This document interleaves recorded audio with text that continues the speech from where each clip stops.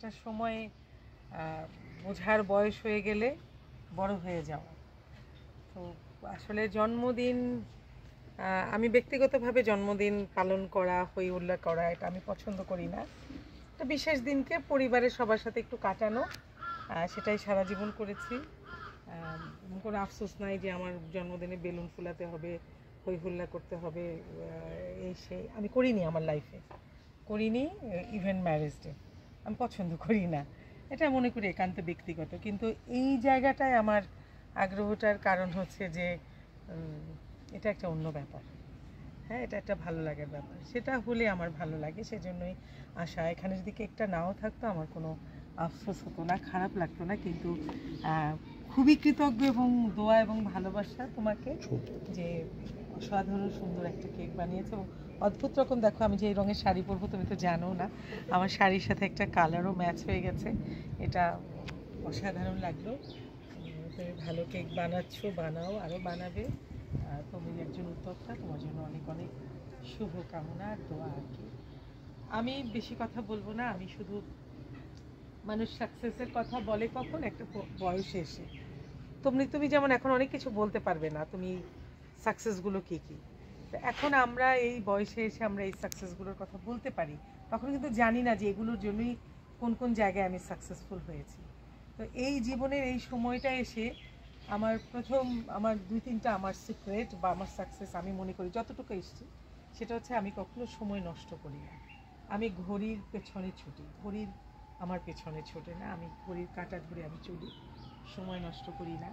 আমি খুব ভোরে উঠি ঘুম থেকে, এটা একটা মানুষের জন্য ভীষণ উপকার, খুব ভোরে ওঠা এবং রাত না জাগা, এটা আমি মেনটেন করি। আবার ওই যে দিনে দুপুরে ঘুমানো, সেটা আমি কখনো করি না।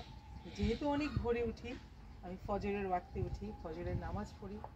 আমি বলি একটু ব্যক্তিগত, এগুলো বলতে নাই, একটু শেয়ার করছি এই জন্যই যে আজকে আমার জন্মদিনে তোমরা এগুলো শুনতে এসেছো। তো যেমন আমি তাহাজ্জুদের নামাজও পড়ি অন্তত সপ্তাহে 2-3 দিন। আমার ঘুম যদি ছুটে যায় রাত 3টা-2:30টায়, আমি উঠে অজু করে নামাজ পড়ে ফেলি, এটা আমার একটা অভ্যেস।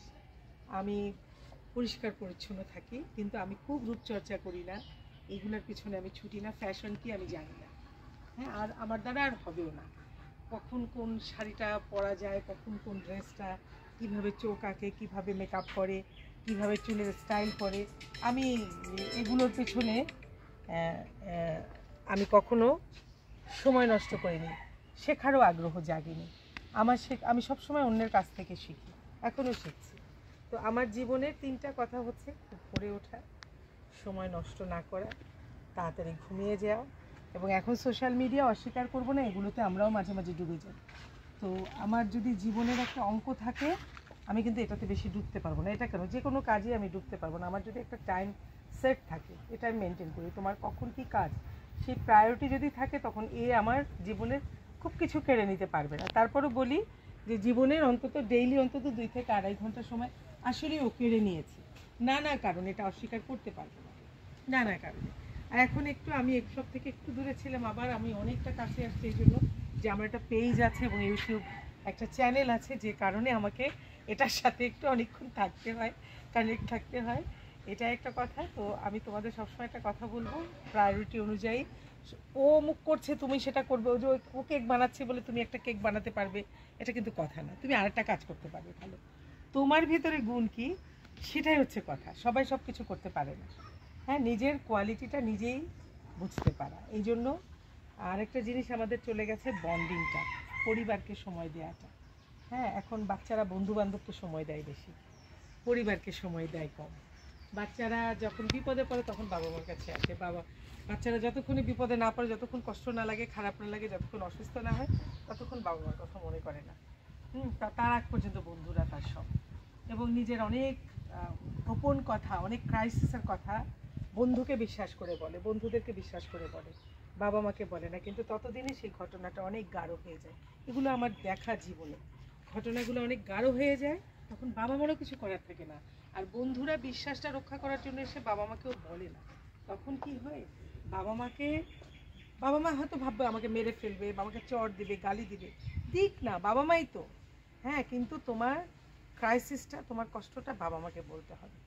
আমাদের যেমন বন্ধু বান্ধবরা যখন ছোটোবেলায় আমাদেরকে কিছু বলতো ক্রাইসিসের কথা, আমরা কিন্তু আস্তে করে তার বাবা মাকে গিয়ে বলে দিতাম। যে আমার একটা ছোট্ট ঘটনা বলি, আমি তার নাম উল্লেখ করছি না, একজন খুবই নামকরা অভিনেত্রী ও আমার বন্ধু বান্ধবী আর কি। ও একটা অঘটন ঘটিয়ে আমার বাসায় হঠাৎ ভোরবেলা চলে এসছে, একদম ঘরের কাপড় পরে। আমি তখন ইন্টারমিডিয়েট ফার্স্ট ইয়ারে। ও আসছে, আমি ওর যত্ন করছি, ওকে বাসায় ঘুমাতে টুমাতে দিয়ে আমি লুকিয়ে ওর মায়ের কাছে চলে গেছি। এখন যদি আমি ওই প্রশ্রয়টা দিতাম, হ্যাঁ ওই বয়সে একটা ভুল করে একটা বিয়ে করে ফেলছিল বা করবে এরকম, আমি এই প্রশ্রয়টা ওকে দেবো না, কারণ এটা ও ভুল করছে। ওইটুক বয়সে আমি এটা বুঝতে পেরেছি। আমি কিন্তু ওর বাবা মার কাছে চলে গেছি, ওর বাবা মাকে আস্তেই করে আমার বাসায় এনেছি, ওর বাবা মা এসে ওকে নিয়ে গেছে। ও কিন্তু সারা জীবনের জন্য আমাকে ভুল বুঝেছে, বলছে তোর সাথে আমার জীবনে বন্ধুত্ব থাকবে না। কিন্তু 6 মাসের মধ্যে বুঝতে পারলো আমি ওর কি উপকার করেছি, আবার আমাদের সেই বন্ধুত্ব হয়েছে। হ্যাঁ, তো সুতরাং সময় নষ্ট করবে না, তুমি কি জানো এটা নিয়ে আগাও। এবং এই যে বন্ডিংটা, এই পরিবার, এগুলো ছাড়া আমরা কিন্তু এখন আর মানুষের বাসায় যাওয়া ভুলে গেছি। আমরা কিছু হলে বলি চলো আসো কফি শপে বসি, বাসায় কেউ কারোর বাসায় কেউ যায় না, কারোর বাসায় কেউ আসুক আমরা বিরক্ত হই। হ্যাঁ, সময় নষ্ট করি, ভোরবেলা ঘুম থেকে উঠতে পারি না, রাত জাগি। হ্যাঁ, সুতরাং মানুষের জীবনে 3টা জিনিস যদি ঠিক থাকে, সময় মতো ঘুম থেকে ওঠা, সময় মতো খাওয়া, সময় মতো গোসল করা, এবং যার যার ধর্ম অনুযায়ী তার তার প্রার্থনা, এগুলো যদি সেট থাকে সব কিছু ঠিক থাকে। তো সবাই ভালো থাকবে। আমার জীবনের সাকসেস হচ্ছে এই কারণ, কতটুকু আসতে পেরেছি জানি না। আমি স্টার হইনি, আমি কোনোদিন সুপারস্টার হতে পারিনি, হইনি, এটা নিয়ে আমার আফসোস নেই, কিন্তু আমি শিল্পী হয়ে আছি, যার জন্য হয়তো এখনও অনেকে আমাকে মনে রেখেছে। আমি সময় মতো সংসার শুরু করেছি, সময় মতো আমার সন্তান হয়েছে, আলহামদুলিল্লাহ, সময় মতো আমার সব কিছুই হয়েছে। একজন আমার মেয়ের শাশুড়ি ফোন করেছে, একটু উত্তরটা দিই। তো যাই হোক, তোমরা ভালো থাকো, আমার জন্য দোয়া করো, সুস্থ থাকো। সুস্থ থাকাটা হচ্ছে আল্লাহ সবচেয়ে বড় নিয়ামত। অনেক কিছু আছে কিন্তু তুমি সুস্থ নাই, সুতরাং সেসব দিয়ে কোনো লাভ নেই। সুস্থ থাকো, সুস্থ জীবনযাপনে মানুষ সুস্থ থাকে। অসুস্থ জীবনযাপন, অসুস্থ প্রতিযোগিতায় কেউ ভালো থাকতে পারে না, কখনোই না। তো যাই হোক, যার যার সামর্থ্য, যার যার অবস্থা আছে, সেই জায়গা থেকে সব কিছু চিন্তা করা উচিত। তার পোশাক, তার জীবনযাপন, তার খাওয়া, তার ঘোরাফেরা, আরেকজনের সাথে কম্পিটিশনে যেয়ে কোনো লাভ নেই। হ্যাঁ, আর এখন বর্তমানে যেটা খুব কষ্টও দেয়, খারাপও লাগে, ফেসবুক অনেকে একটু দেখার পরে আরেকজনের জীবনযাপন দেখে একটু আফসোস হয়, খারাপ লাগে। অনেকের আবার ইচ্ছাকৃতভাবেই এমন কিছু দেয় যে একটু দেখুক, একটু দেখানোপনা থাকে, হোক না, সেটা সে, হ্যাঁ, ওটার মধ্যে নিজেকে কখনো মেলাবে না। আমি আমার এক্সাম্পলই দেখো তোমরা, আমি তো একজন মিডিয়ার মানুষ, আমার নাটকে আমি দেখেছি এক একজনই কত সুন্দর পোশাক পরছে, কী সুন্দর করে সাজছে, কী সুন্দর করে ছবি তুলছে, কী সুন্দর করে নোখ টোক, রঙিন রঙিন নোখ, রঙিন রঙিন এই সে। আমাকে এগুলো কখনোই টানেনি, কখনো এইসব প্রতিযোগিতা আমাকে নেয়নি।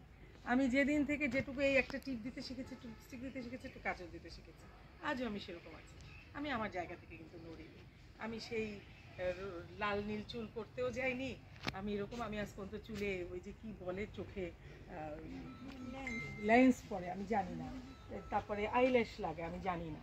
হ্যাঁ, আমি সবসময় ন্যাচারাল থাকাটা আমি পছন্দ করি, তোমাদেরকেও বলবো সবসময় ন্যাচারাল থাকবে। হ্যাঁ, আল্লাহ প্রদত্ত যা, এটার উপরে কারসাজি করে বেশি দিন সুন্দর থাকা যায় না, ওটা নিয়ে খুশি থাকা উচিত। এটাই, তোমরা ভালো থাকো, সুস্থ থাকো, সবাই আমার জন্য দোয়া করবেন, এই আর কি। অশেষ ধন্যবাদ আমাদের আজকে মধ্যমণি মনির ইউসুফ মেমি আপা, সমৃদ্ধ করলেন আমাদের।